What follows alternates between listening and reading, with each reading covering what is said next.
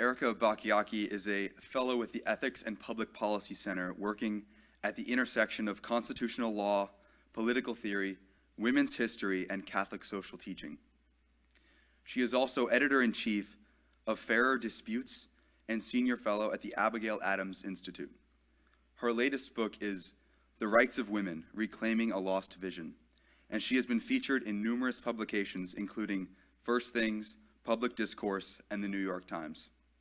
Ladies and gentlemen, please welcome Erika Bachiochi.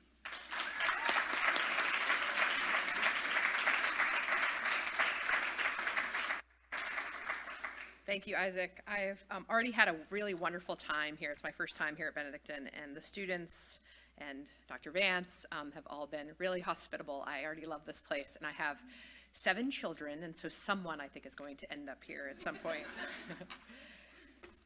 So I have to confess that when I was invited to speak here on Catholic feminism, I experienced something of a mental whiplash. I have been studying and thinking and writing and speaking on this theme in one way or another for more than 20 years. But the context in the world, but also in the church too, has shifted markedly over these 2 decades. So before getting into the meat of my talk, I want to share a bit of my own story, the inspiration for my work in this area, some signs of hope, and some strange new currents. So as one who was baptized Catholic as an infant, but then remained virtually uncatechized in a family rent by 3 divorces, I experienced a profound reversion while a student at the very liberal New England or Vermont school, Middlebury College. So I was a progressive pro-choice feminist early in college, and I volunteered for my then Congressman, Bernie Sanders. I took several women's studies courses and helped lead my college's women's center, all while attending AA meetings, which I'd entered as a 17-year-old, and eventually ended up studying political philosophy. So by the time I graduated, I had prayed, wept, and read myself back into the church, and it's obviously very long story, its own talk. So the sexual revolution of the 1970s, which had propelled the massive uptick in divorces of my own parents' generation and really informed the backdrop of my own reckless teenage behavior too, had left its deep wounds, as did the suicides of 2 close male friends, one when I was in high school and another when I was in college. So the sacramental graces I received upon coming back into the church were, and really still are, transformative healing balms for which I remain deeply, deeply grateful each and every day. Pope St. John Paul II's theology of the body and his beautiful teachings on the dignity and vocation of women were first introduced to me as a graduate student in theology. They had been developed in the prior decade or 2 before my own conversion, and by that time were the subject of intense interest and study and scrutiny. John Paul II's thought was a true revelation to me. I had blithely assumed early on in college, as most feminists do, that Catholicism was virulently anti-Catholic. Now by this time, when I was studying him, my heart had started to soften, and I was eager to learn. But in reading JP2, I found my feminist concerns better answered by the Catholic Pope than anything I had read in my women's studies classes. And so over these last 20 years, I have felt called to carry out to the best of my limited abilities, kind of marching orders from that saintly and learned Pope. As he wrote in 1995 in his encyclical Evangelium Vitae on human life, quote, "In transforming culture so that it supports life, women occupy a place in thought and action which is unique and decisive. It depends on them to promote a new feminism, which rejects the temptation of imitating models of male domination in order to acknowledge and affirm the true genius of women in every aspect of the life of society, and to overcome all discrimination, violence, and exploitation," end quote.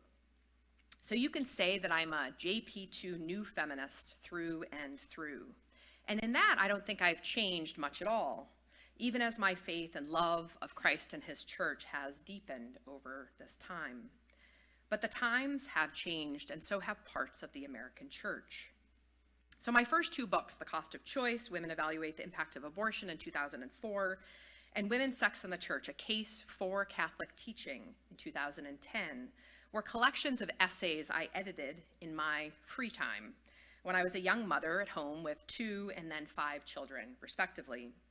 In those volumes, my female co-authors and I sought to persuade, to offer sweet, pro-woman reasons for defending the sanctity of human life in the first, and then in the second, Catholic teachings on sex and marriage. In those early books, and then later, as my children grew older, in my own legal scholarship, I sought to marshal arguments and evidence for how the abortion-backed contraceptive revolution, the sexual revolution, had failed women, and especially poor women. I sought to show the ways in which modern feminism's privileging of abortion rights as a means toward equality and freedom and even women's health did indeed imitate models of male domination in its quest for individual autonomy at all costs. Indeed, by the time I had come back to the church in college, I had already changed my own mind about abortion, but not because I had stopped being a feminist. Rather, I had quietly begun to change my mind because I was a feminist. If abortion was required for women to be free to act in the world as equals of men, as so much pro-abortion rights argument maintains, as we're hearing so much of today, wouldn't that mean that being female, with our body's capacity for childbearing, the definitional difference from being male, wouldn't that mean that being female made women inherently unequal? But isn't that what scores of kind of misogynist writers throughout history had always said about women? And if sex burdens women unequally, as radical feminists were particularly and are particularly attuned to, why would they then demand easy abortion for women, rather than seek something more from men, from society, from ourselves? Abortion, it seemed to me, when I got around to thinking about what it really was, exerted that same sort of oppressive might makes right domination over its small human victim that female victims had experienced since the dawn of time at the hands of vicious, dominating men. Feminists rightly objected to unjust legal norms that seemed to ratify men's superior strength as a weapon used to subordinate physically weaker women, who were made more vulnerable still when pregnant. But if I truly wanted justice for the vulnerable and disenfranchised, which I wholeheartedly did as a college student, I couldn't countenance violent injustice against the weakest members of the human family, to whom I began to see that we all owed duties of care. Further, I came to discover from my own recovery in AA a truth of the great natural law tradition, and it was this: acts of injustice harm the unjust actor as much as the victim, even when injustice put her in a terrible position in the first place. Abortion wasn't only harming women's mental and physical health, it was burdening their very souls. But what I would come to learn in time from organizations like Feminists for Life and my own study is that generations of feminists before modern feminism's hegemonic rule had believed those very same things. In our deeply divisive culture war politics today, the fault lines are often drawn around how one thinks about the intersecting feminist and sexual revolutions of the 1970s, revolutions that reshaped Western society in really fundamental ways, transforming how most of us live, love, and work today. Those in favor of this kind of package deal tend to line up on the left, and those opposed on the right.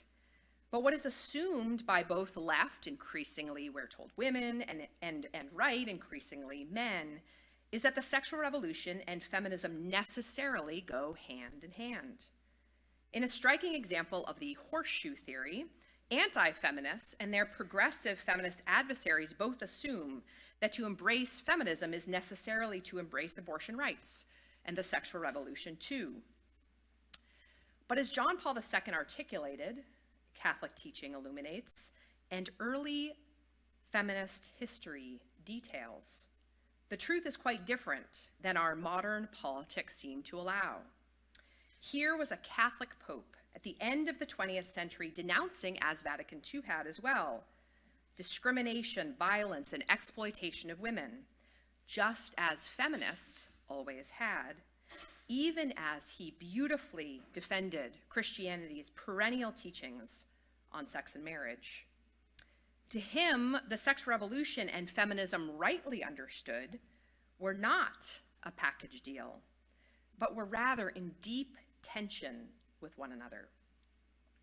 But it was only when I dug very deeply into the primary source material for my recent book, The Rights of Women, that I began to see that the 18th and 19th century women's rights advocates, those we now call early or first wave feminists, those I'd first heard about through Feminists for Life so long ago, were not just opposed to abortion because everyone else at that time was in the late 18th and mid 19th century.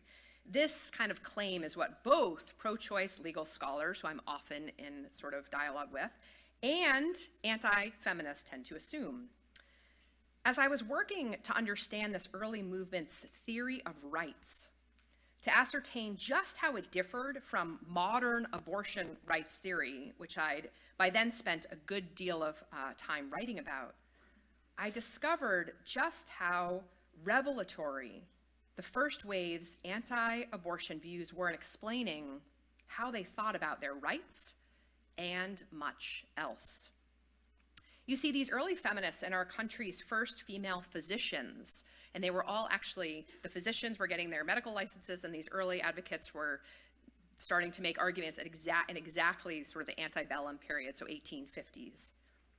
They all condemned abortion, and I'm going to quote variously from some of them, as child murder, the highest crime in the calendar, the crying sin of the age, and a degradation of the medical profession. To them, and you don't hear, by the way, that Elizabeth Blackwell, the first female physician, was one of those quotes. We never hear about that, right? To them, every human being, whether man, woman, or child, was equally worthy of concern, care, and respect simply by virtue of being human. Indeed, the very same arguments they made for women's equal dignity assumed the equal moral status of the unborn human being too. All human beings are equal in worth, whatever their differences and vulnerabilities, or they aren't. And that, my friends, is a Christian argument. Because as it turns out, these early feminists were, with some exceptions, Bible-believing Christians. Not only that, but as we'll see, their rights claims for co-equal education, for property and contract rights, for what they called voluntary motherhood, or the right to engage voluntarily in that act that might make them a mother, that is, sex, were Christian claims too. That is, they saw rights as inextricably bound up with responsibilities, just as the Catholic natural law tradition does. The last one, voluntary motherhood, was synonymous with another word some used, chastity. Indeed, these women were seeking to elevate women just as Christianity had, denouncing the sexual double standard, a standard that made women solely responsible for sexual misadventures that pagan society gladly accepted in men. Indeed, Mary Wollstonecraft, in her influential 1792 treatise, A Vindication of the Rights of Woman, identifies the want of chastity in men as the single most consequential offense against women. Her own vision of sexual integrity for both sexes, with a view toward virtuous relationships of mutual trust and collaboration, poses an especially striking challenge to the package deal of modern feminism. That's the lost vision I articulate at great length in my book, The Rights of Women, Reclaiming a Lost Vision. Wollstonecraft writes, quote, "The little respect paid to chastity in the male world is, I am persuaded, the grand source of many of the physical and moral evils that torment mankind, as well as the vices and follies that degrade and destroy women." She goes on, "Chastity, modesty, public spirit, and all the noble train of virtues on which social virtue and happiness are built, should be understood and cultivated by all mankind, that is, by both men and women. Or, she continues, they will be cultivated to little effect. 50 years later, influential abolitionist and women's rights advocate Sarah Grimke defended the early American women's movement against slanderous accusations that it was one and the same with those who were promoting kind of free love, sort of a fringe movement at that time. In her 1850 essay, Marriage, she writes, quote, "The doctrine that human beings are to follow their attractions, which lies at the base of that miscalled free love system, is fraught with infinite danger. We are too low down to listen for one moment to its siren voice," she goes on. "Let me then exculpate the women's rights movement from the charge of tending directly and rapidly to the free love system and nullifying the very idea of marriage as anything more than a partnership of will." That was the charge they were making. On the contrary, our great desire, she writes, is to purify and exalt the marriage relation and destroy all licentiousness or lustfulness. In marriage, she says, is the origin of life. And then connecting the early movement's views of abortion and chastity, Sarah Norton, who worked for women's entry into Cornell, spoke for the movement as a whole when she wrote that they longed for a time when, quote, "The unchastity in men will be placed on an equality with the unchastity of women, and when the rights of the unborn will not be denied or interfered with." So as I will demonstrate tonight, in their defense of vulnerable human life, chaste marriage, women's education, and other civil rights, these early feminists appealed to the imago Dei in Genesis, just as John Paul II would more than 100 years later in his Mulieris Dignitatem on the dignity and vocation of women. So yes, what I'm saying is that feminism at its origins was Christian. Now, I'm not suggesting that the learned Pope read these remarkable female thinkers who I will share with you tonight. I only know for sure that he read fellow philosopher Saint Teresa Benedicta of the Cross, or Edith Stein. But these early female thinkers, from as far back as Christine de Pizan in the early 15th century, Mary Estelle in the 17th, Wollstonecraft in the late 18th, Sarah Grimke, Lucretia Mott, and the antebellum women's movement in the mid-19th century, to Edith Stein in the early 20th. These female thinkers articulated strikingly similar arguments to one another and to JP too, even as their religious backgrounds and their politics differed. Will I go so far as to claim that early feminism was faithfully Catholic? With the exception of Pizan, no, I will not. Most of the women I'll refer to tonight were 18th and 19th century English and American Protestants who had little knowledge of or use for the high ecclesiology or apostolic claims of we papists.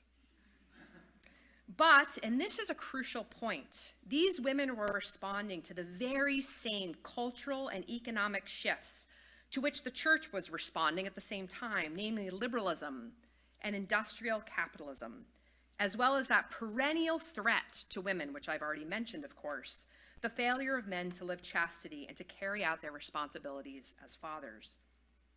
And so even if these women weren't privileged to receive the graces of the sacraments as I do, as many of you do, these women read their Bibles and understood them and the God who inspired them to deeply inform their work.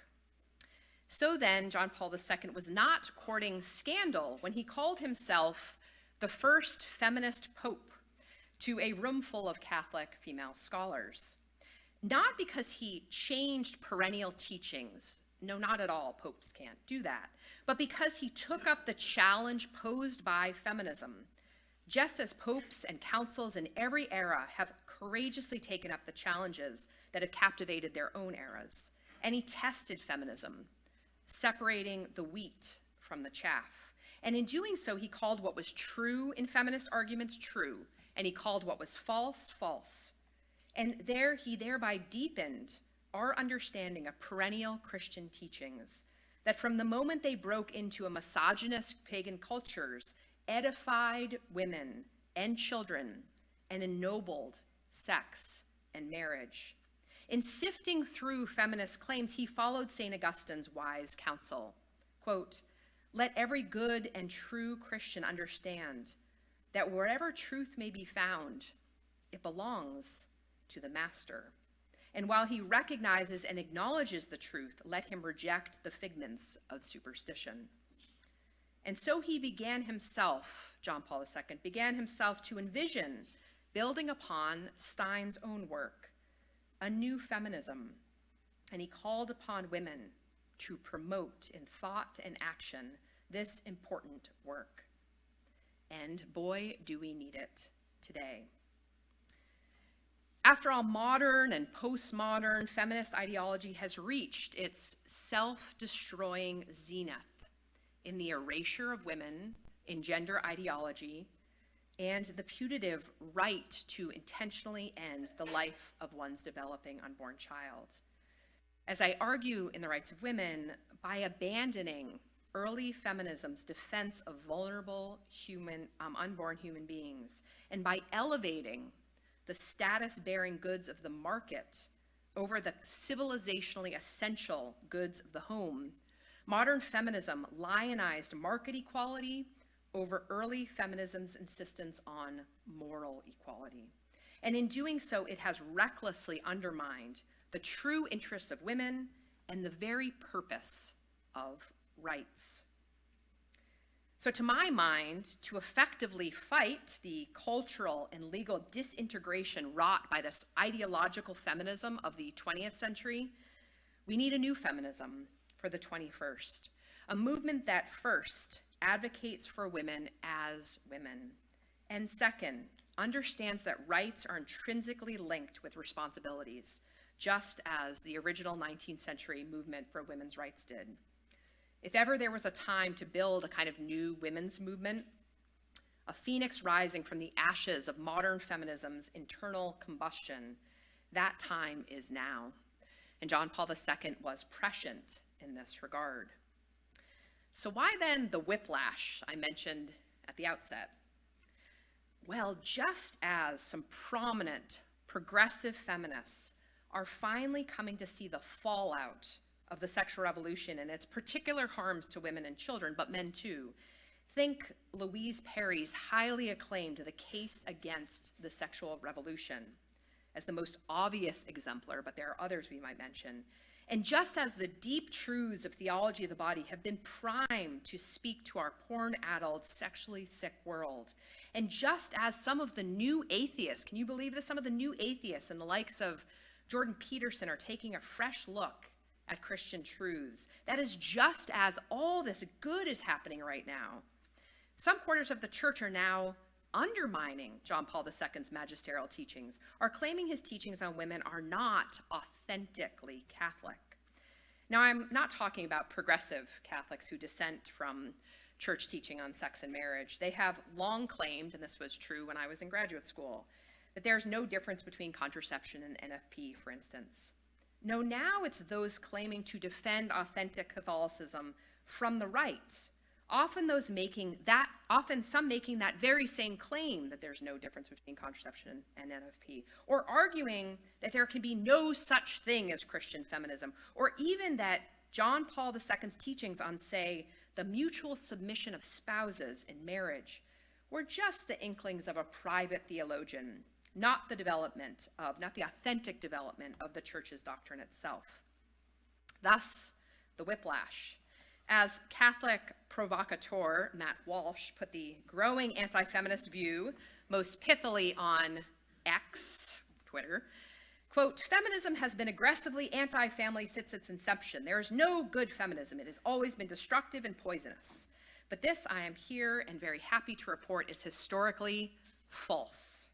And because so much of this animus toward kind of feminism per se is based on false historical claims about early feminism, and because in early feminism, I, as a Catholic legal theorist, find so much to build upon, I want to turn our attention now toward these early thinkers.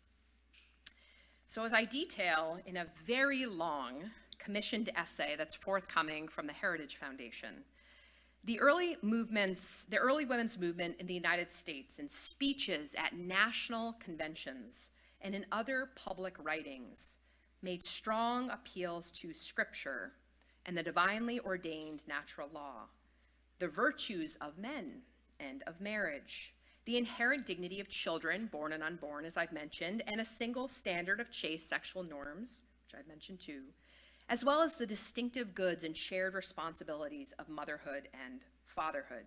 Even as this early movement leaned on the natural rights tradition of the American founding, it owed its chief arguments to Christianity, and it grounded its claims explicitly in the Imago Dei. They spoke in one voice about women's family and social responsibilities and the God-given natural rights that enabled their fulfillment. For such reasons, modern woman-erasing feminist ideology is not the early movement's legitimate heir. In the time I have now that remains, I want to look at the chief causes and arguments of early feminism and how they lay the historical groundwork for a new JP2-inspired feminism in the United States context.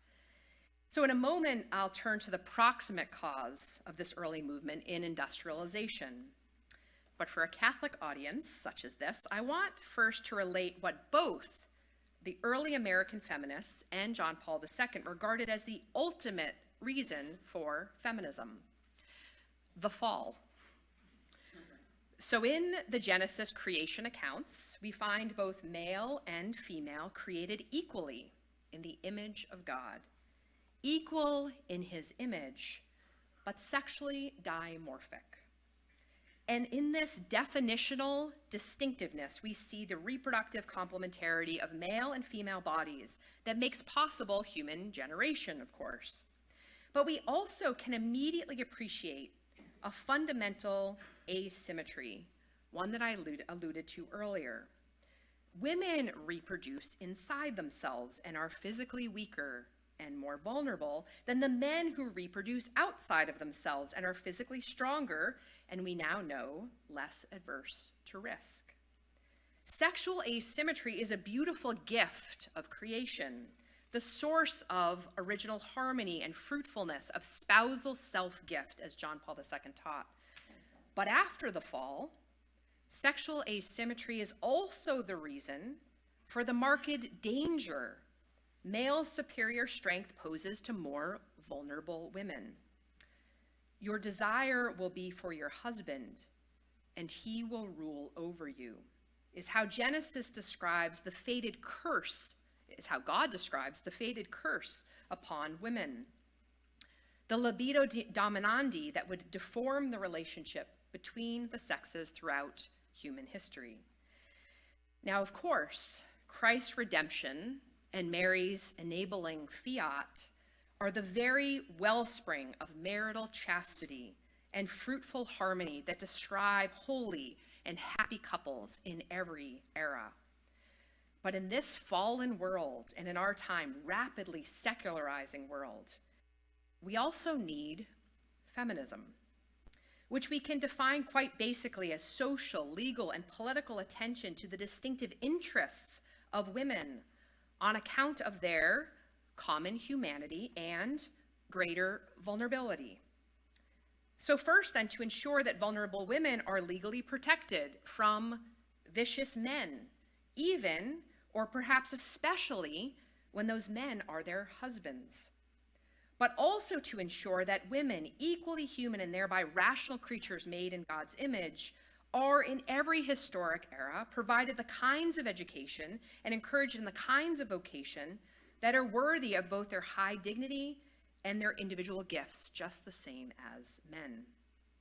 For those who know Edith Stein's work, consider her warning about, quote, confining a woman to a sphere too narrow for her talents.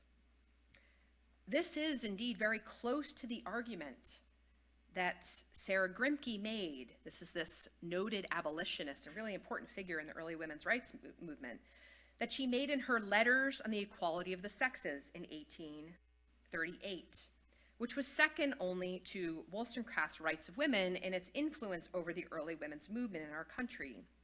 But before getting any deeper into those texts where she exegetes from the original Hebrew, Genesis, that's Grimke, I'm going to turn to that soon, but I want to consider why a movement on behalf of women arose when it did, because after all, devout Catholic Christine de Pizan made very similar arguments for women's equal status as rational creatures created in God's image in the early 15th century, as did High Church Anglican Mary Estelle in the late 17th.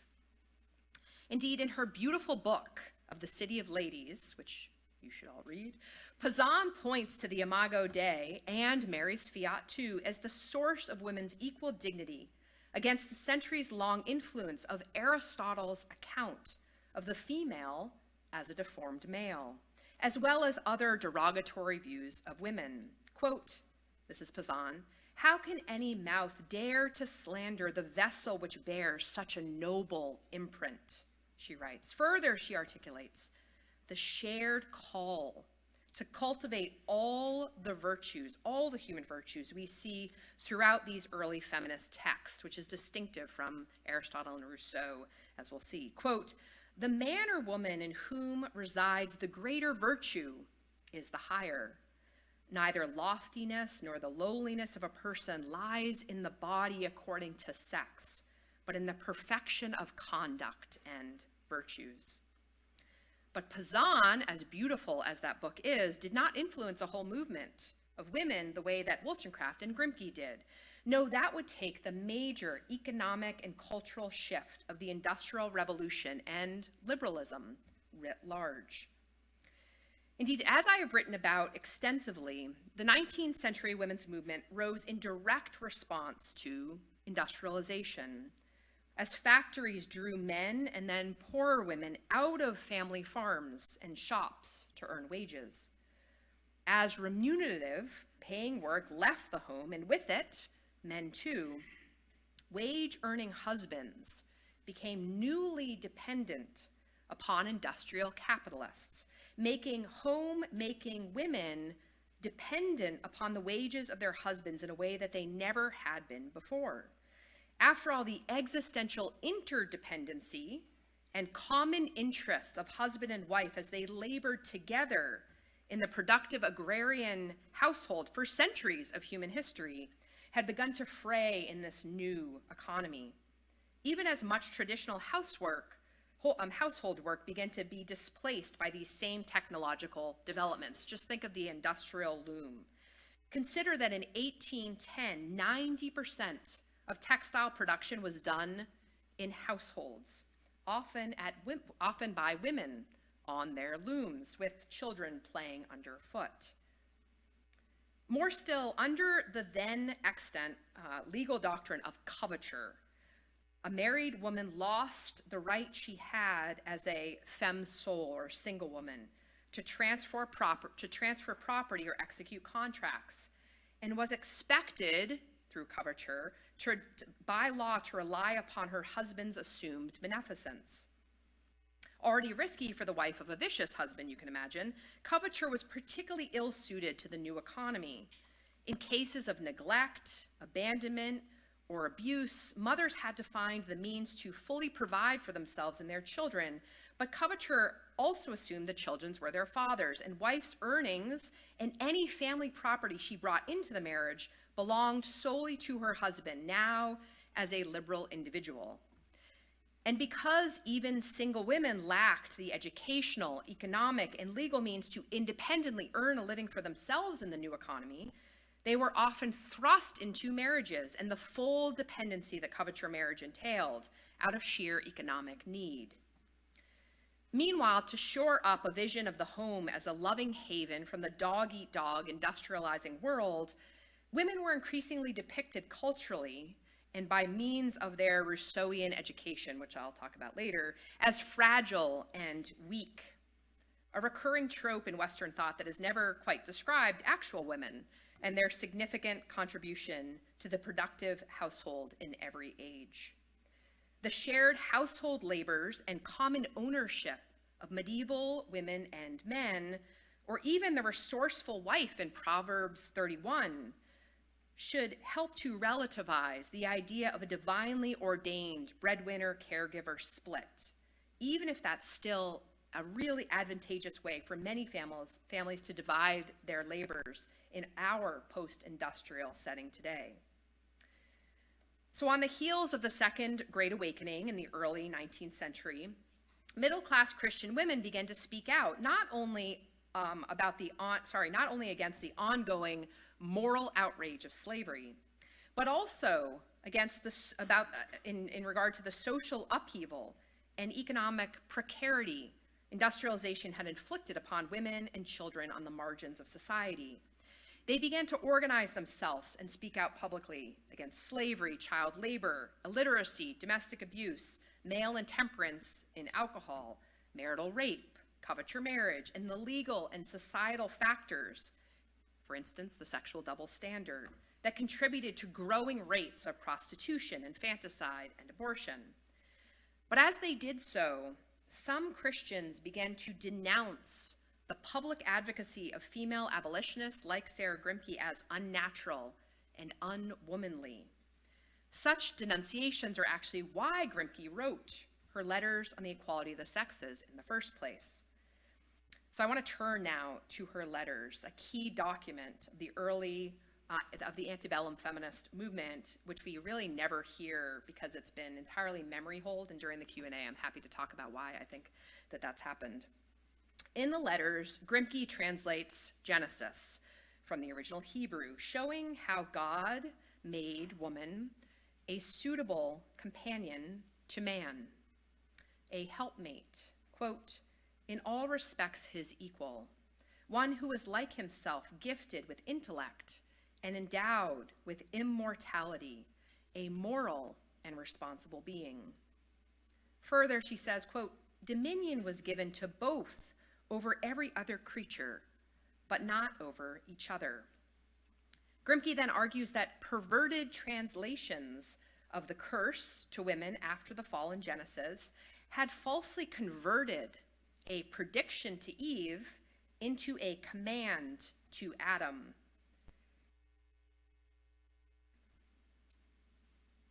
These translations long condemned women to an undignified, the translations of women will, you'll be ruled by your husband, etc.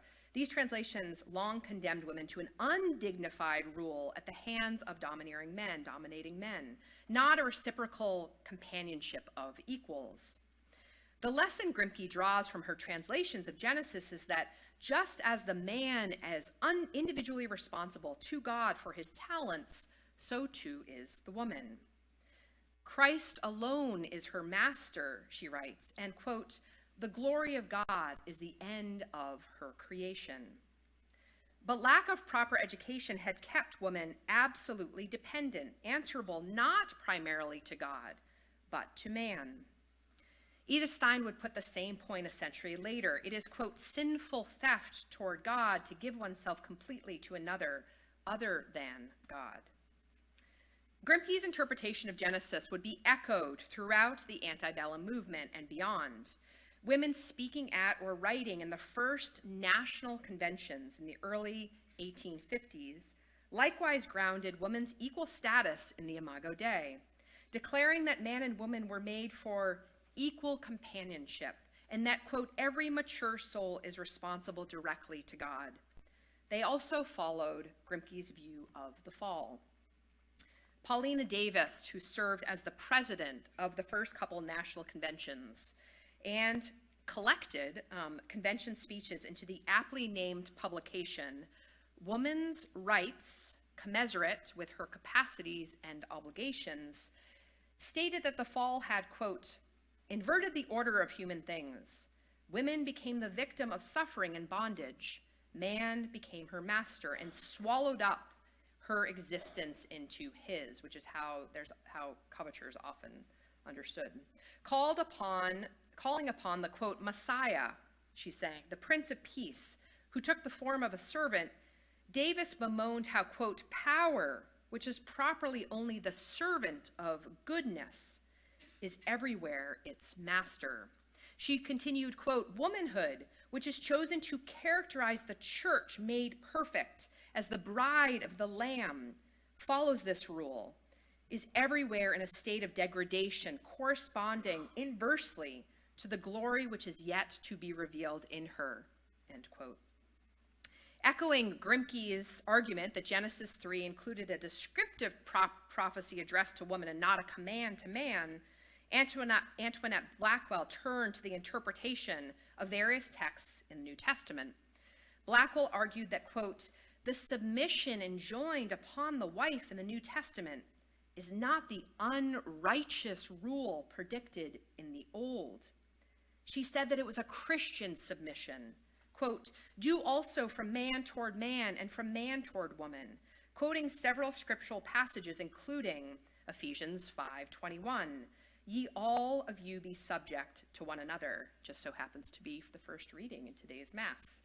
With regard to the scriptural injunction that in marriage, man is the head of the woman, Antoinette Blackwell responds, quote, true, but only in the sense in which Christ is represented as head of his body, the church. The mystical head and body, or Christ and his church, symbolizes oneness, union. Christ so loved the church, he gave himself up for it. She continues, so ought men to love their wives. Then the rule of domination, which grew out of sin, she says, will cease with the sin. On the eve of the first National Women's Rights Convention, one of the most beloved leaders who took part in many of the was very much a part of those early conventions, she wrote a speech which responded to the prevalent challenge that women's public advocacy was making them unwomanly and taking them out of their, quote, their appropriate sphere.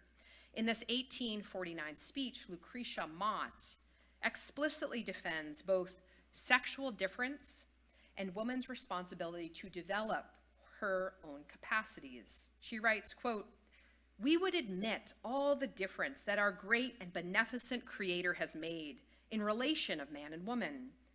Nor do we seek to disturb this relation, but we deny that the present position of woman is her true sphere of usefulness.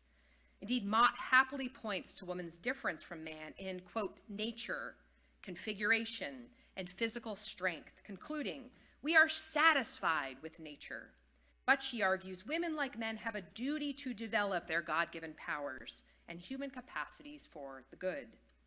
Mott was worried, as so many female writers before and after her, as we're going to see in this kind of next section of the talk, that women's want of liberal education and mature responsibilities were leading some to a, quote, degenerate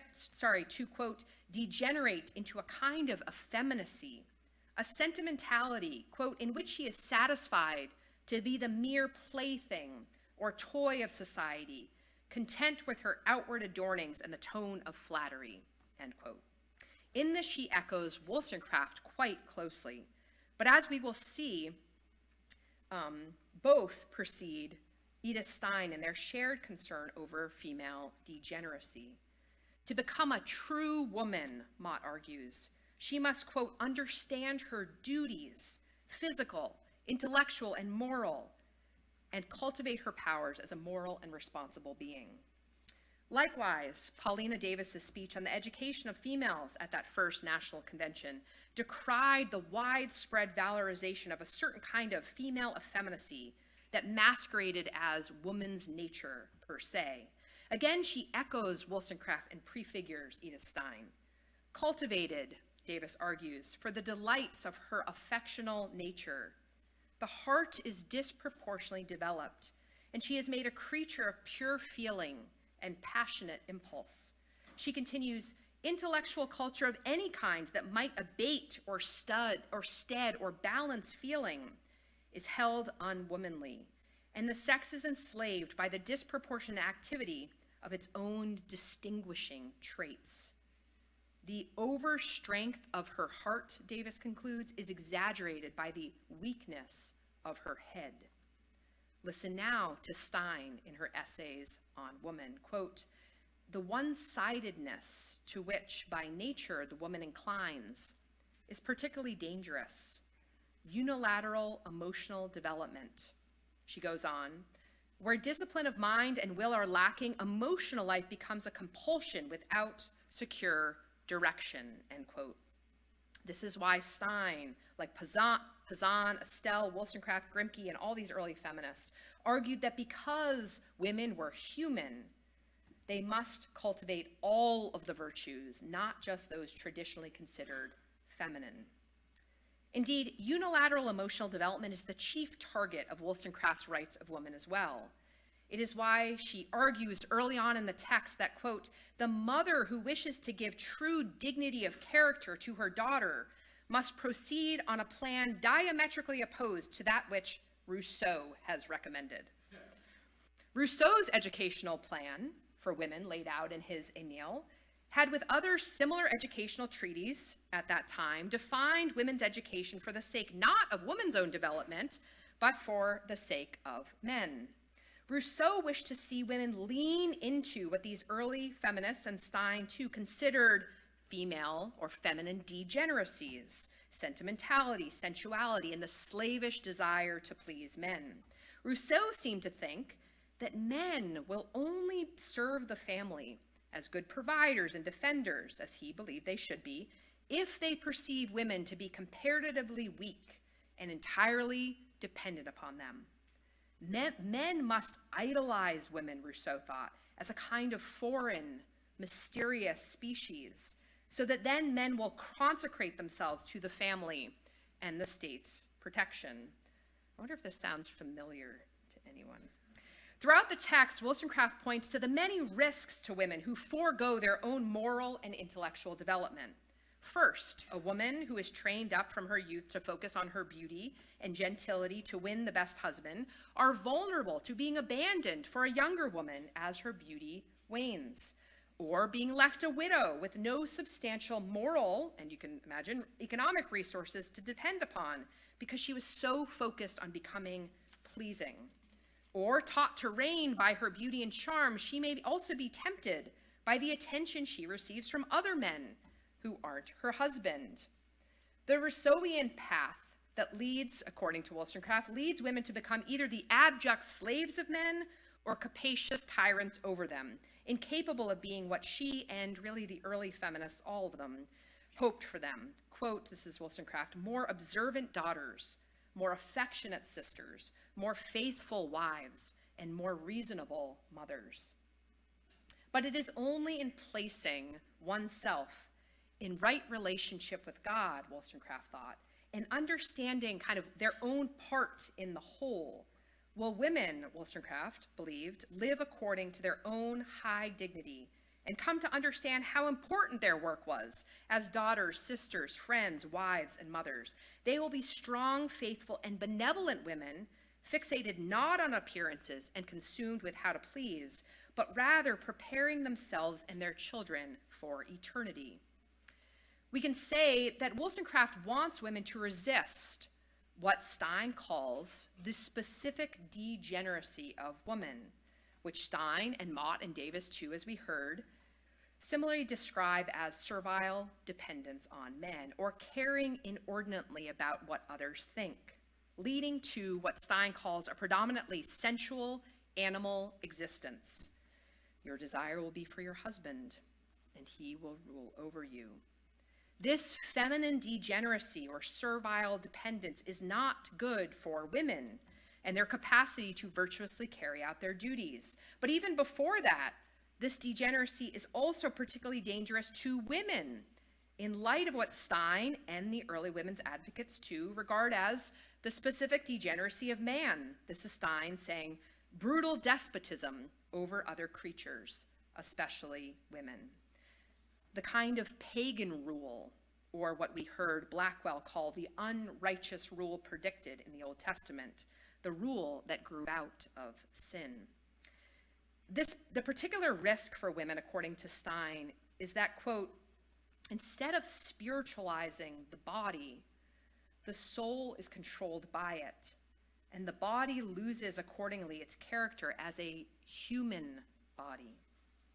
Wollstonecraft sings the same tune, quote, "Taught from infancy that beauty is woman's scepter, the mind shapes itself to the body and seeks only to adorn its prison." So whereas Rousseau wished for women to lean into and make use of their kind of feminine charms, both Wollstonecraft and Stein and the rest want by education, and in Stein's word, objective work, to protect women from the characteristic vices to which they are tempted, so that they may become fully human. As Stein put it, quote, "Because objective work, which we view as a remedy for the faults of feminine singularity, is something to which the average man is naturally inclined, it can thus be said as well that an allowance of masculine nature is the antidote for the hyper-feminine nature." And we can see this kind of a parallel antidote for the workaholism and objectification to which men are tempted. The remedy is for men to make an allowance for that to which the average woman is naturally inclined, attending to the cares and needs of persons. Indeed, in the family, to give their very lives up for their wives and children. In a word, each sex can be liberated from its own degenerate tendencies by cultivating in themselves all of the virtues, especially those that are most naturally acquired by the opposite sex. And indeed, the early women's rights advocates all called upon women to resist their respective era's depiction of women as fragile and weak. And so they fought for women to be liberally and morally educated so they could fulfill their human capacities and their particular duties excellently. After all, to undertake responsibly the demands of motherhood, in particular, a privilege that made them, in the words of one advocate, second only to God, women needed to be intellectually, morally, and physically strong for their own sakes, their husbands, their children's, and really the whole society. A regard for mutual dependence, reciprocal responsibilities in marriage, and a common familial interest of men and women runs through the early women's rights conventions. This is true even as men who behave as tyrants and covet marriage, which might enable such tyranny, are strongly condemned. In sum, just as these women bemoan a degeneracy of femininity, the slavish dependency, as distinctive from true, mature, strong, responsible womanhood, they also bemoan faux or tyrannical masculinity as distinctive from true, mature, responsible manhood. Neither degeneracy is from God. Both are products of the fall. Both are to be resisted and transformed to uphold the equal dignity of all. So I'm going to finish up here. I'm seeing the time is late.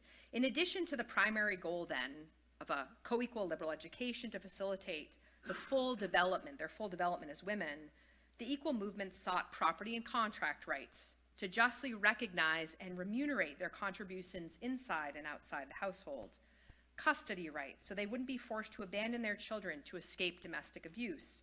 Rights of access to trades and professions, so they could continue to make economic contributions to the household in the new industrial economy and not be forced into an ill-suited marriage or prostitution just to survive.